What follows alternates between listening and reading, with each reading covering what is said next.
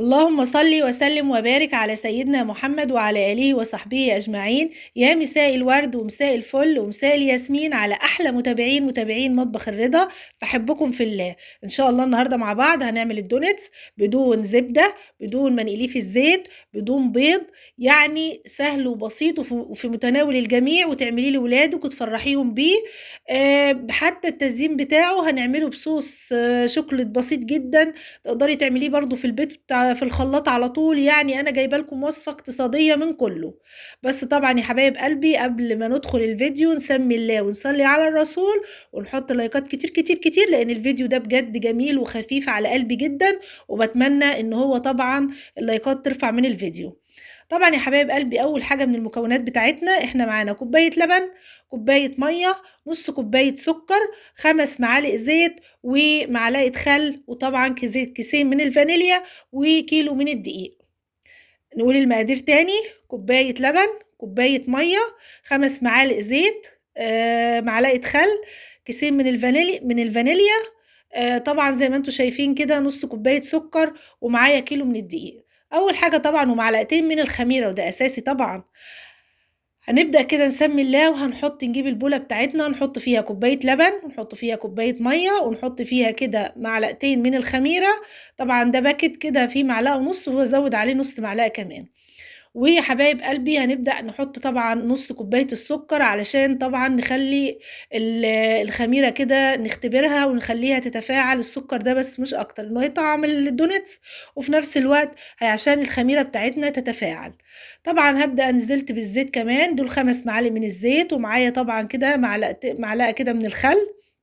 طبعا الخل عشان طبعا بيخليه هش من جوه وخفيف. وهبدأ اقلب المكونات دي كلها مع بعض زي ما انتم شايفين كده.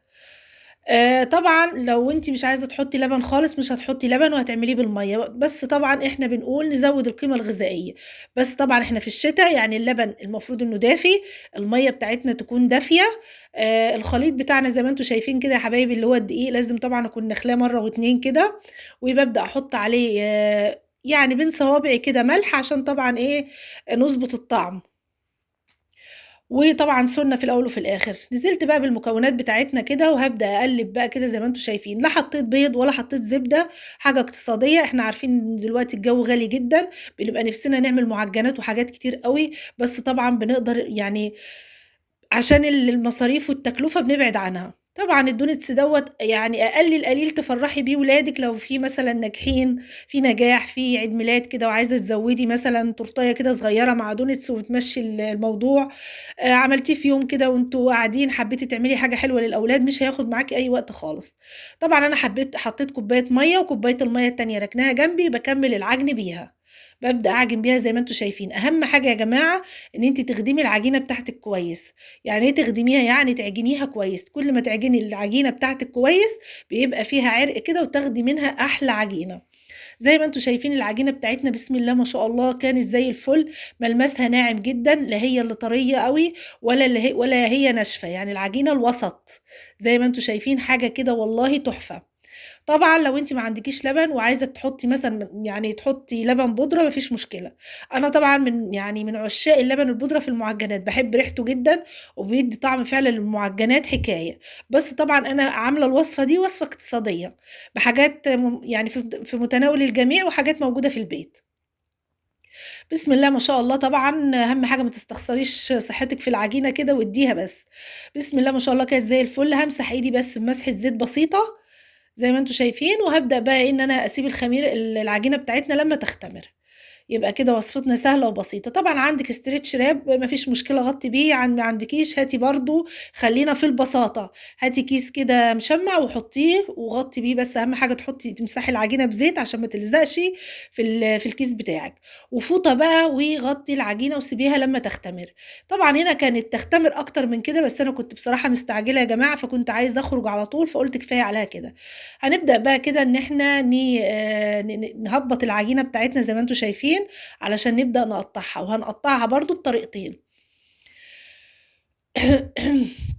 سهل وبسيط، وما بياخدش اي وقت ولا اي مجهود، وحاجة جميلة لولادك في البيت، وفي نفس الوقت موفر جدا. لا هنقليه في الزيت ولا اي حاجة، كل اللي هنعمله ان احنا هنسويه في الفرن. هنعمله في الفرن بدون اي زيت، عشان طبعا عارفين ان كله بيعاني من الزيت ومن غلاء الزيت، فاحنا مش هنحطه في الزيت خالص، احنا هنسويه في فرن البوتاجاز العادي. مسكت العجينه بتاعتنا طبعا لان هي كانت كبيره، بسم الله ما شاء الله، شايفين العجينه والله جميله، حاجه كده طريه وحاجه حلوه بجد. وطبعا مسحت كده بالزيت زي ما انتم شايفين. وطبعا هبقى اعمل العجينه دي على، يعني قسمتها على مرتين، نص هعمله بطريقه والنص التاني هعمله بطريقه. بدات افرد بقى يا حبايبي زي ما انتم شايفين كده، جبت النشابه بقى بتاعتي وبدات افرد زي ما انتم شايفين. طبعا انا مش عايزاها لا رقيقه قوي، السمك الوسط، لا عايزاها خفيفه قوي ولا عايزاها تكون تخينه قوي، يعني الحاجه اللي هي الوسط كده. وبدات اسوي بقى الدنيا معايا زي ما انتم شايفين، العجينه بسم الله ما شاء الله كانت قمر، حاجه كده جميله جدا بصراحه.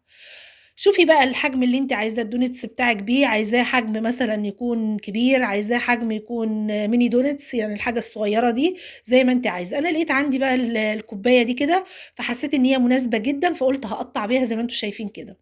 بدات بقى اقطع بيها زي ما انتم شايفين يا حبايب قلبي، وحسيت ان الحجم ده مناسب جدا بصراحه وحاجه حلوه يعني. طبعًا زي ما أنتم شايفين بسم الله ما شاء الله كان زي الفل.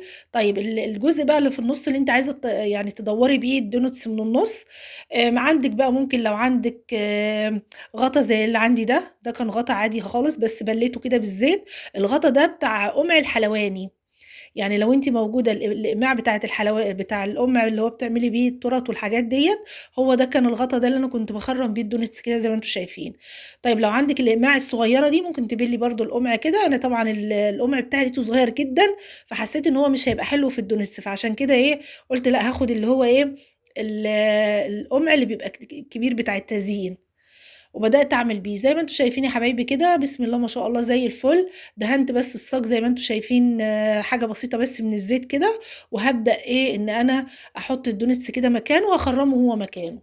طيب العجينة اللي بتطلع من الدونتس دي هتعملي بيها إيه؟ هنعمل بيها ممكن تعملي بيها كذا حاجة، لو عايزة تقليها هتقليها، مش عايزة تقليها حطيها جنب بعضها في الصينية واعمليها على أي شكل تحبيه، شكل مربع، شكل وردة، شكل أي حاجة، بس أهم حاجة خلّي الدونتس بعيد عن بعضه، بحيث إن هو طبعًا لسه هيختمر، فما يلزقش في بعضه. زي ما أنتم شايفين سهل وبسيط والله، وكان حاجة بصراحة زي الفل جميل جدًا. ما خدش أي وقت، وطبعًا هتشوفوا التشكيل والتزيين بتاعه، وهنقول على طريقة التسوية، وهنقول على الطريقة التانية اللي هنعمل بيها، وما شاء الله الكيلو عمل يعني كمية كبيرة جدًا. دي طبعًا نُص العجينة الأولانية، وزي ما قُلت لكم بقى أهوّة حطيت القطع الصغيّرة دي رصيتها جنب بعضها كده، فلقيتها بتعمل شكل وردة حلو أوي، فقُلت خلاص يعني هاخلّيها زي ما هي كده هتختمر وهتلزق في بعضيها. طيب في طريقة عندي تاني، إيه الطريقة التانية؟ في ناس بقى بتقول لك أنا ما باعرفش لسه أقطّع وأفرد ومش عارفة إيه، مسكنا العجينة فردناها زي ما أنتم شايفين كده، وهنقطّعها على كذا قطع، ونبدأ نعملها كده يعني هنقطّعها مقدار البرتقانة الصغيّرة كده، يعني حجم البرتقانة كده، حجم البيضة، يعني حجم البيضة كده مرّتين. وهنبدأ زي ما أنتم شايفين كده يا حبايبي، أو البرتقان الاستفندي البلدي ده الحلو بتاعنا بتاع أول الشتا ده. طبعًا بقى بسكينة، قطّعت البيتزا، أي حاجة عندِك وابدئي قطّعي كده العجينة بتاعتِك مقدار ما أنتِ عايزاها، وأيوه كده ولمّيها على إيدِك كده بالضبط كده حلو، بِلّي إيدِك زيت كده، وابدئي لمّيها زي ما أنتِ شايفة كده. هتلمّيها وهتكوّري كل الكِوَر بتاعتِك بنفس الطريقة كده، وهنبدأ نعملها بطريقة تانية. طَب دي نُص العجينة التانية، هنعمل بقى فيها إيه؟ طبعًا هنغطّيها زي ما أنتم شايفين، هي كانت ارتاحت بقى بما فيه الكفاية، وهنبدأ بقى ناخد أول واحدة وهنشوف برضه هنعمل فيها إيه. أنا عملت كده بطريقة ودي بطريقة، الطريقة اللي تعجبِك في الاتنين واللي أنتِ حاساها أسهل معاكِ ممكن تستعمليها.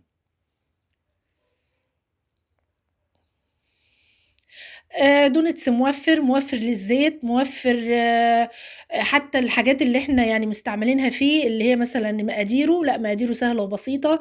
ما حبيتش أحُط حاجات تكون لإن في كتير بيبعد دلوقتي عن الحلويات عامةً، بسبب إن طبعًا كل حاجة غالية، السُكّر غالي والدقيق غالي والزيت غالي، فالناس بقى مش هتاكل يعني.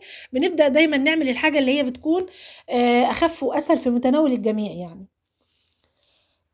طبعًا أنا كنت عاملة الدونتس ده بصراحة كان عيد ميلاد ولادي، فقعدوا بقى طلبوا تورت وحاجات، فقُلت لأ ده يعني هافرّحهم برضه بيه، وفي نفس الوقت يعني حاجة موفّرة مش غالية عليّا. خلّصت بسم الله ما شاء الله الكمية، وطبعًا المفروض بقى أنتِ بتغطّي السِّجان بتاعتِك، زي ما انت شايفه. عندك صواني حطي فيها، عندك سيجان حطي فيها، اللي عندك حطي فيه. طبعا انا كان عندي السيجان موجوده زي ما انتم شايفين اهي. طبعا بتبداي بقى تغطيهم وتسيبيهم بقى لما يختمروا. مقدار الخمر ده على حسب ما انت خلصتي، مش هقول لك وقت معين. اول صاج بترجعي لاول صاج انت عملتيه وبتكون خلاص بقى. بس انا بحب دايما ان انا اغطيه واسيبه بقى كمان كده لما يختمر براحته. وبعد كده بعد ما يختمر هنشوف هنعمل فيه ايه. تعالي بقى نشوف انت هتعملي الوش بتاعه ايه بايه. ممكن ببخاخة ميه، ممكن بلبن زي ما انا عامله باللبن كده وتحطي على اللبن بس ايه فانيليا، ممكن ببيض ولبن وفانيليا، ممكن تعمليه بسكر وميه. يعني تجيبي معلقه سكر في ميه عاديه خالص وتعمليه على وشه. كل ده متاح، ممكن تسويه كده، بس احنا دايما بنحب نخلي لونه يبقى احمر وجميل. زي ما انتم شايفين بسم الله ما شاء الله الدونت شكله عامل ازاي، منفوخ وجميل وطري وهش وحاجه كده زي الفل. الغلطه الوحيده اللي كانت في الدونتس ده بقى ان انا ما كنتش بلف الصاج. شوفوا طري طري وجميل ازاي، بسم الله ما شاء الله حاجه كده زي الفل. طري وهش وجميل وكان جميل جدا والله بجد. دي طبعا كنت بقلبها كده، بنتي خدتها مني بسرعه وقالت لي هتاكلها يا ماما. المفروض بقى الصاج وهو في الفرن عشان ما تغلطوش الغلطه بتاعتي. الصاج وهو في الفرن بتروحي ماسكاه كل شويه بتلفيه، علشان الشوايه من فوق ما بتعمل الجنب يعني اللي في وش الشوايه هو اللي بيستوي كويس، والجنب التاني بيفضل زي ما هو بيبقى ايه، ما خدش اللون المظبوط. طبعا بشغل تحت بحس ان خلاص تحت دخل على سوا او اللون بتاعه خلاص، فببدأ ان انا اروح مغيره التسويه بتاعتي. يعني ببدأ اشغل الشوايه من فوق. وده كان الدونتس. وطبعا صوص الشوكولاته انا كنت عاملاه معاكم قبل كده في القناه برضو، نازل عندي على القناه ان شاء الله باذن الله. هحط لكم اللينك بتاعه في صندوق الوصف. حاجه سهله وبسيطه. التزيين زي ما انت عايزه، انا والله زينت بجوز هند وزينت اي تزيين عندك عايزه تحطيه ما فيش اي مشكله يعني.